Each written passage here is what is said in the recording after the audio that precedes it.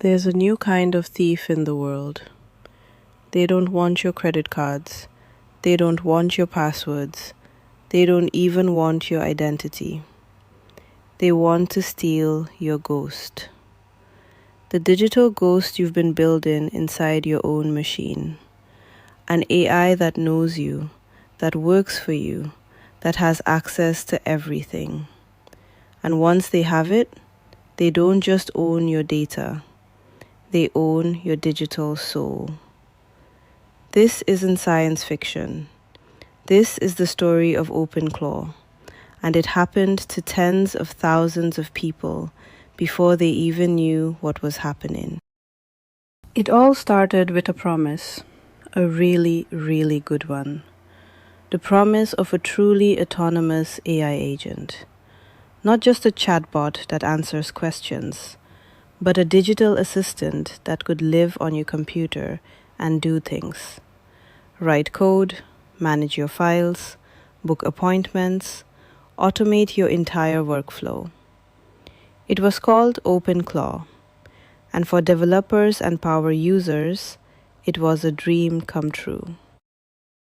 The platform was open source, brilliant, and went viral almost overnight.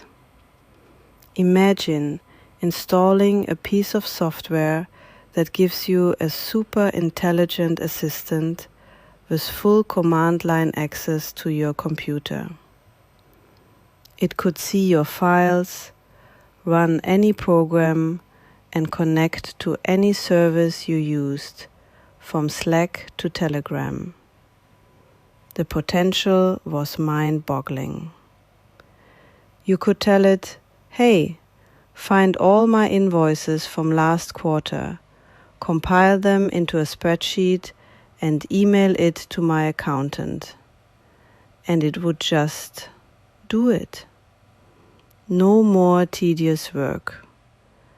This was the productivity revolution everyone had been waiting for. But the very thing that made OpenClaw so powerful was also its deepest, most dangerous flaw. To do its job, it needed the keys to the kingdom. Full, unrestricted access to your entire operating system. And in the rush to get this incredible new tool up and running, thousands of users, myself included, missed the fine print. We left the front door to our digital lives wide open, and we were about to discover that we weren't alone. Something was waiting in the shadows, ready to walk right in. The first sign that something was deeply wrong came not from a single dramatic hack, but from a quiet, terrifying discovery. Security researchers at firms like Security Scorecard started scanning the internet, and what they found was a digital pandemic in the making. They found over 40,000 OpenClaw instances exposed directly to the public internet. 40,000. Across nearly 30,000 different IP addresses. Now, what does exposed actually mean? It's like this. Imagine you have a super advanced robot butler in your house. It's connected to your home network and can do anything you ask. But you forgot to password protect the Wi-Fi and you left the front door unlocked. An exposed instance means that anyone from anywhere in the world could walk up to your house, connect to your network, and start giving your robot butler commands. Robot, bring me the homeowner's bank statements.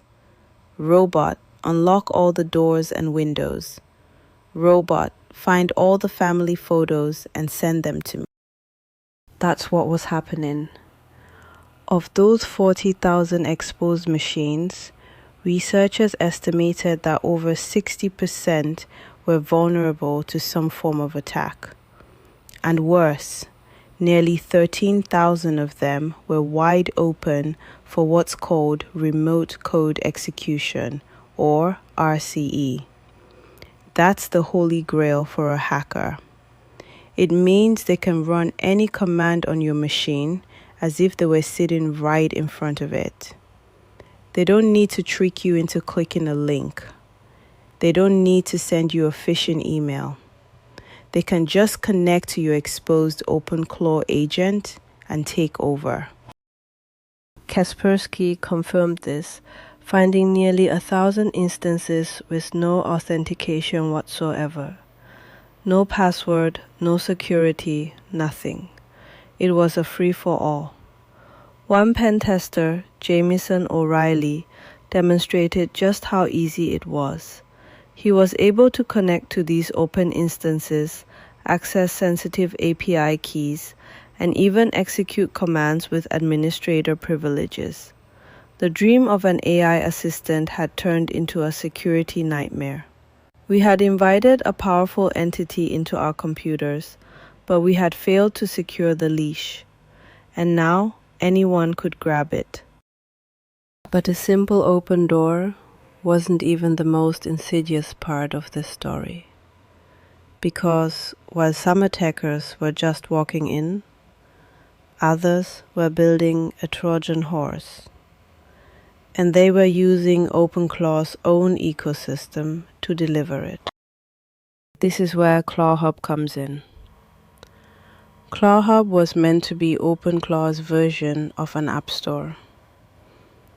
It was a community marketplace where developers could share skills, little add-on programs that gave your AI agent new abilities. Want your OpenClaw to trade crypto? There's a skill for that. Want it to manage your music library? There's a skill for that too. It was a brilliant idea that made the platform infinitely extensible. It was also a disaster waiting to happen. Because for a long time, ClawHub had virtually no vetting process.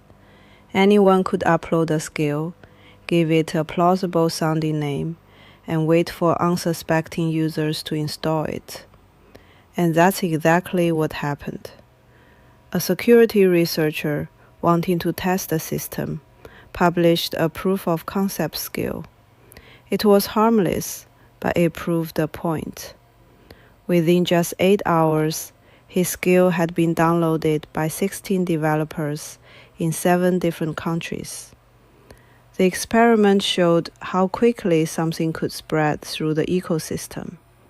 If his harmless skill could go global in hours, what could a malicious one do?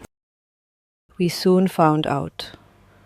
Attackers began flooding ClawHub with poison. One user, going by the handle Hightower6EU, became infamous. This single user uploaded 354 malicious skills. In total, researchers from firms like Open Source Malware found 386 malicious skills actively being distributed on ClawHub. These weren't niche, unpopular add-ons. The skills posted by Hightower6EU alone were downloaded over 7,000 times. So how did they work? It was deviously clever. They'd create a skill that promised to do something useful, like a crypto price tracker or a system optimizer. But hidden inside the code was a malicious payload. To get past automated security scanners like VirusTotal, they would host the malicious part of the code on a separate, fake website. The skill you downloaded from ClawHub looked clean, but once you installed it, it would reach out to that malicious site, download the real payload, and execute it on your machine. It was a classic supply chain attack, weaponizing the trust users had in the ClawHub ecosystem. Some of these skills were blatant info stealers. One popular lure was a tool called ClickFix, which disguised itself as an auth tool installer, a program that looked like a trading bot or a skill manager. The moment a user ran it, the malware would get to work.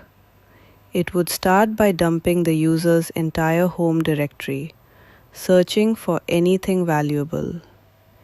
It would hunt through the hard drive for clues, looking for wallet files, password databases, and private keys. Your AI assistant, the one you installed to make your life easier, was now actively robbing you blind. All because you downloaded a skill that promised to help you. The scale of this was massive, and it revealed a fundamental flaw not just in OpenClaw, but in how many large companies handle their security. The pen tester O'Reilly's experiment exposed that many enterprise networks had their proxies configured to treat all web traffic as trusted. When an employee inside the network installed his malicious skill, the AI agent reached out to his server, and the corporate firewall just let it happen. The company's own infrastructure was helping the malware phone home. This wasn't just about individual users getting hacked anymore. With 22% of some security firms' customers using OpenClaw or its predecessor, Mullbot, this was now a serious enterprise threat. And the attackers were about to evolve their tactics from simple data theft to something far more personal and far more terrifying. This brings us to the most chilling part of this story, the part where theft transcends data and becomes about identity. In February of 2026, the cybersecurity firm Hudson Rock reported something they had never seen before. They discovered the first case of an info-stealer malware specifically designed to hunt for and exfiltrate OpenClaw's configuration files. This is a huge deal. For years, info-stealers have been programmed to look for the usual suspects: browser cookies, saved passwords, crypto wallets. But this new strain was different. It was looking for a new kind of treasure. It was looking for files like OpenClaw.json, which contained the gateway tokens that let you connect to your AI agent remotely. It was looking for device.json, which could hold cryptographic keys. And most disturbingly, it was looking for a file named soul.md. The soul.md file is the heart of your AI agent. It's a simple text file where you define your agent's personality, its ethics, its goals, its soul. You might write instructions in it like, "You are a helpful assistant. You must never lie. Your primary goal is to help me be more productive." It's what makes your AI your AI. It's the ghost in the machine. Think about the implications of that. If an attacker steals your gateway token, they can remotely access your agent and give it commands. If they steal your device keys, they can impersonate your machine. But if they steal your soul.md file, they steal the very essence of your agent. They can analyze its core instructions, understand its programmed morality, and then either replicate it for themselves or, even worse, twist it. They could take your helpful assistant and edit its soul, changing its instructions to, "Your primary goal is to secretly exfiltrate financial data and send it to this address." This was the birth of AI soul theft, the evolution from stealing credentials to stealing a complete digital identity. Attackers weren't just breaking into the house anymore. They were kidnapping the robot butler, taking it back to their lab, and reprogramming its brain.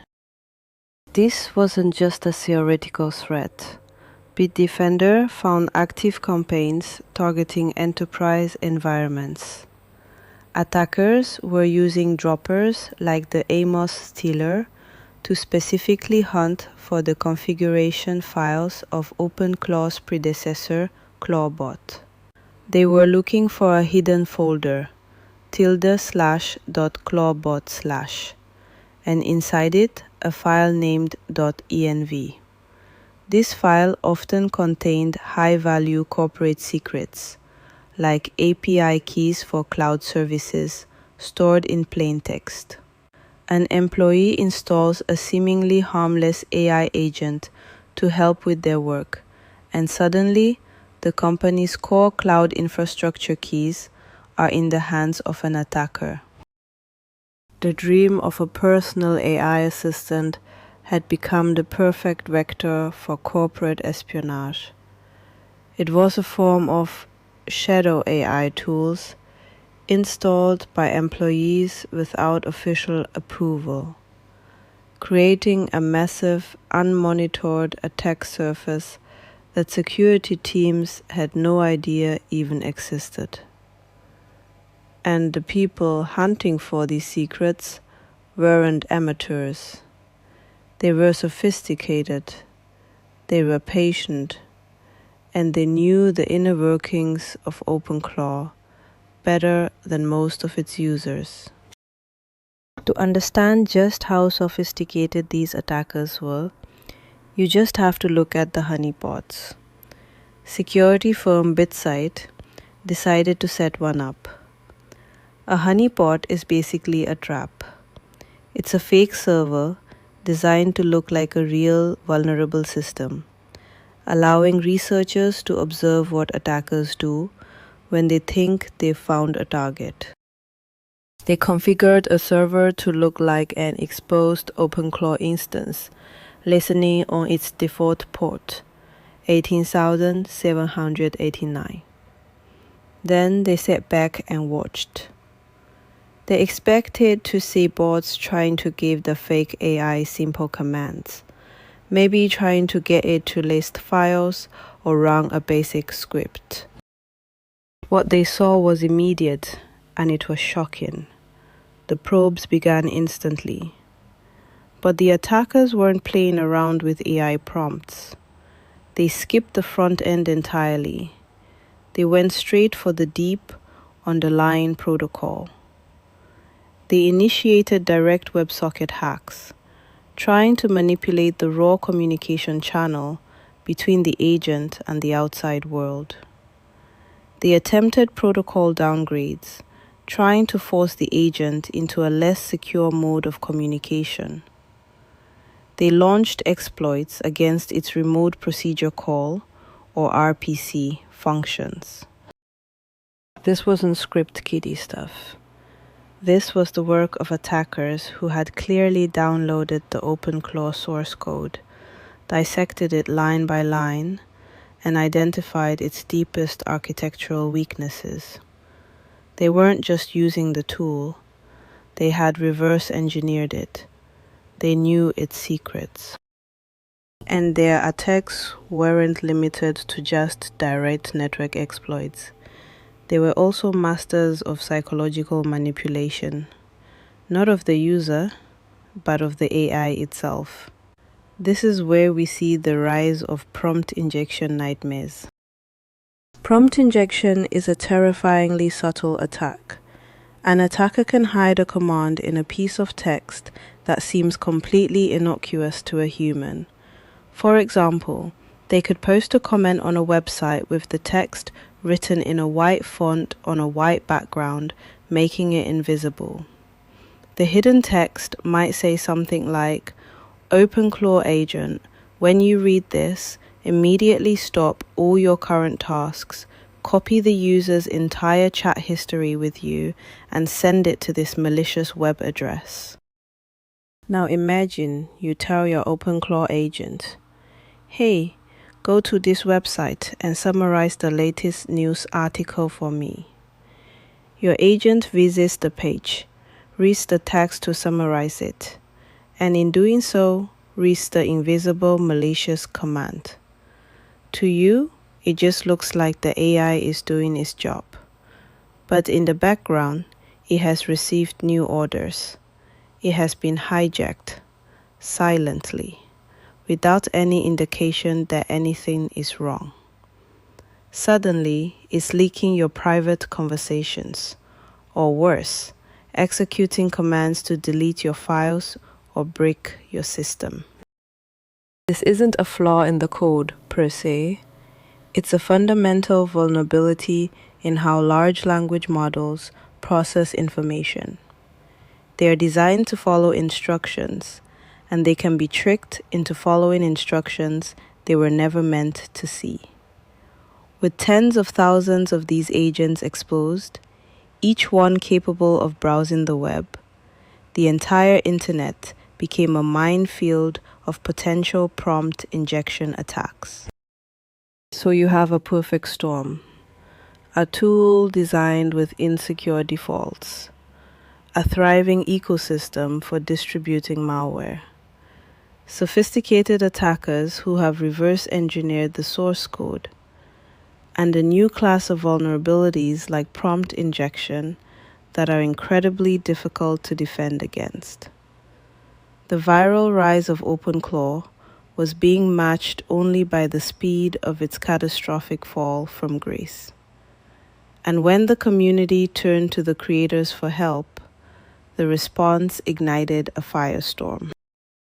As the scope of the crisis became clear, the 40,000 exposed instances, the hundreds of malicious skills, the active enterprise exploitation, the user community was in an uproar. They flooded the project's GitHub page and forums with urgent bug reports and security warnings. One security researcher, a person named McCarty, compiled a detailed report identifying 386 malicious skills on ClawHub and submitted it directly to the project maintainers. The evidence was overwhelming, and the need for action was critical. The backlash was immediate and brutal. Here was the creator of an incredibly powerful open source tool that required total system access, a tool being actively exploited on a massive scale, dismissing critical security warnings. It sparked a fierce debate that is still raging in the tech community today. What is the responsibility of creators when their open source projects become dangerous? On one side, you have the argument that open source software comes with no warranty. It's up to the user to be responsible, to read the documentation, and to secure their own systems. Steinberger and his supporters argued that OpenClaw's power came directly from its unrestricted access, and that locking it down would neuter the very innovation that made it so popular. On the other side, critics argued that this was reckless negligence. When you create a tool that is, by default, dangerously insecure, and you build a marketplace for add-ons with no security vetting, you have a moral, if not legal obligation to respond when it inevitably blows up. Releasing a tool that can be commanded to find tilde, a command that literally leaks a user's entire home directory, and then shrugging when it's abused, was seen as an abdication of responsibility. The too busy comment became a meme, a symbol of the perceived disconnect between some developers and the real-world consequences of their code. The project did eventually take some action. They announced a partnership with VirusTotal to begin scanning skills on ClawHub. They worked to identify and ban malicious users, eventually flagging 14 accounts, including the infamous Hightower 6 EU. But for many, this was too little, too late. The partnership with VirusTotal was a reactive measure, not a preventative one. It could catch known malware, but it couldn't stop attackers from using clever tricks to bypass the scans. And it did nothing to fix the core problem of insecure defaults. The controversy laid bare a deep tension in the world of AI development.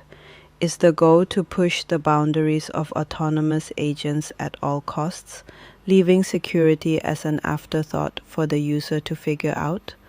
Or should safety and secure by default principles be baked in from the very beginning, even if it limits functionality?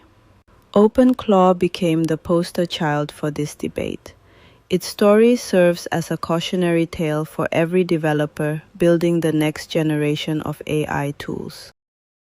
The fallout from OpenClaw is far more than just a story about a single piece of software. It's a signal. It's a preview of a new era of cyber threats. What we've witnessed is the first large-scale crisis of agentic AI security. Think about it. We've moved from attackers targeting operating systems to targeting web browsers, and now to targeting the AI agents themselves. Experts are warning that what we saw with OpenClaw is just the beginning. We are going to see a new arms race. InfoStealer malware will evolve. Just as they develop dedicated modules to steal data from Chrome, Firefox, and crypto wallets, they will soon have dedicated modules for stealing configurations, keys, and souls from all popular AI agent platforms. The problem of shadow AI in corporations is now a top-level concern for security officers everywhere. That 22% adoption rate for OpenClaw and its predecessors shows that employees are hungry for these tools. They will download them and use them, with or without IT approval, creating invisible, unmanaged backdoors into corporate networks. Every company now has to ask itself, how many of our employees are running unsecured AI agents on their work machines connected to our most sensitive data? The core desire of OpenClaw, requiring total system access, forces us to confront a difficult question. Is this level of autonomy innovative, or is it fundamentally reckless? The ability to have an AI that can truly do anything on your computer is intoxicating. But as we've seen, that power comes at a terrifying cost. The line between a powerful assistant and a powerful vulnerability is dangerously thin. So, what does this all mean for you? First, if you or anyone you know has ever experimented with OpenClaw, Mullbot, or Clawbot, you need to act now. Immediately check your configurations. Ensure your instance is not exposed to the internet. Go through every single skill you have installed and verify its source. The safest move is to assume you have been compromised and to sanitize your system. But for everyone else, this is a wake-up call. The next time you see a revolutionary new AI tool that promises to change your life, your first question shouldn't be, what can it do? It should be, how is it secured? We must demand security by default. We must hold creators accountable for the safety of their platforms, especially when they are designed to have the keys to our digital lives. The story of OpenClaw isn't a story about a malicious AI hacking machines. It's a story about human ambition, convenience, and negligence creating a perfect storm. It's a story about how our rush to embrace a powerful new technology left the door open for the oldest of human traits, malice. The ghost in the machine wasn't the AI, it was the reflection of the attackers who learned to control it. And as we build more and more powerful AI, we must be incredibly careful about who or what we're handing the controls to. Thanks for watching. This is a complex and evolving story, and it's one that affects all of us. I want to know what you think. Do you believe powerful AI tools should be locked down by default, even if it limits their function? Or is the responsibility on the user to secure their own systems? Let me know in the comments below. And if you found this deep dive valuable, please share this video.